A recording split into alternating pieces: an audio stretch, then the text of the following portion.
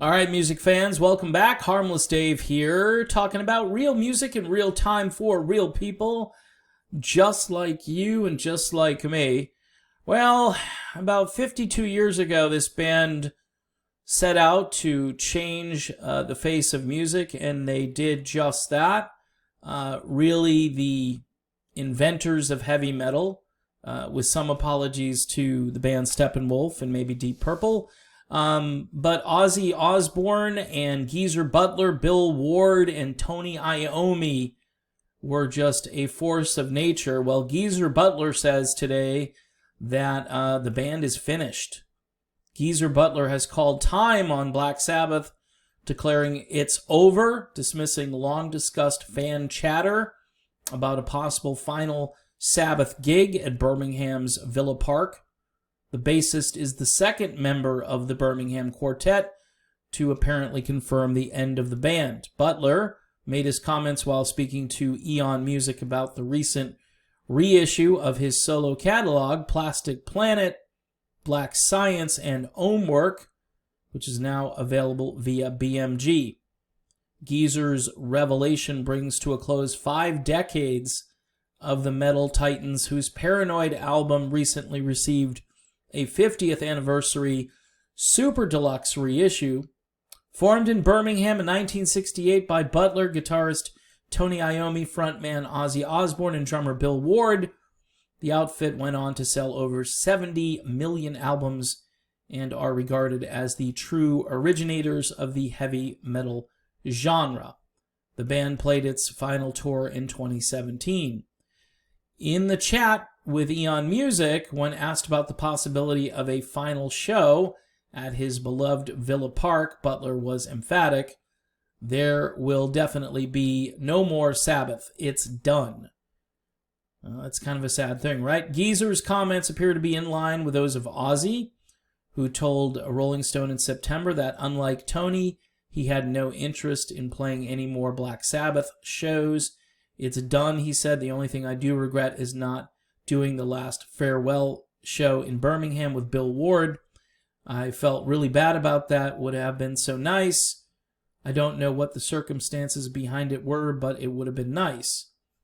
I've talked to Tony a few times, but I don't have any of the slightest interest in doing another gig, Ozzy continued.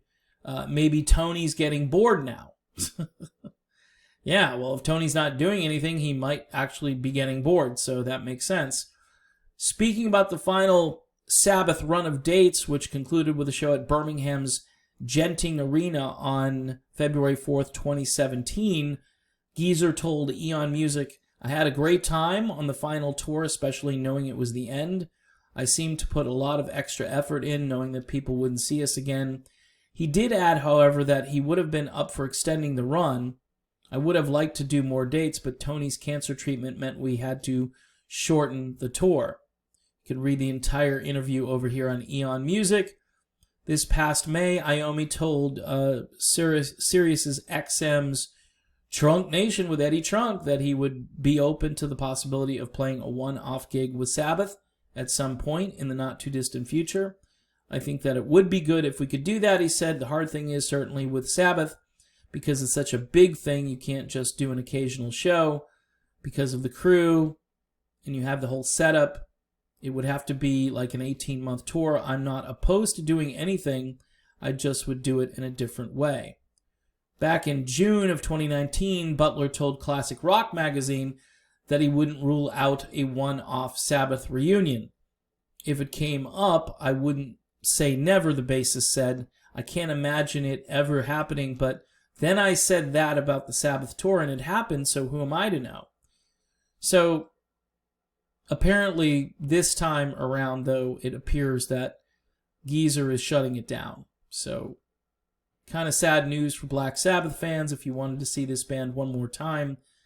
Absolute legends, amazing players, really pioneers, underrated in a lot of aspects. Tony Iommi, a really underappreciated guitar player, one of the better guitar players of the 1970s, and really moving forward, I think because of the way he played and his style, again, it was hard for him maybe to adapt moving forward into the 80s, but still created a lot of great music even after Ozzy left the band, a lot of which has disappeared from radio because, again, mainstream rock radio, they're not going to play, like Dio, Sabbath, or anything that was after Ozzy. Ozzy is kind of a kingmaker, and if he's in the band, then the band tends to do well. If he's not in the band, then the band tends to not do well. So, again, fair? I don't know.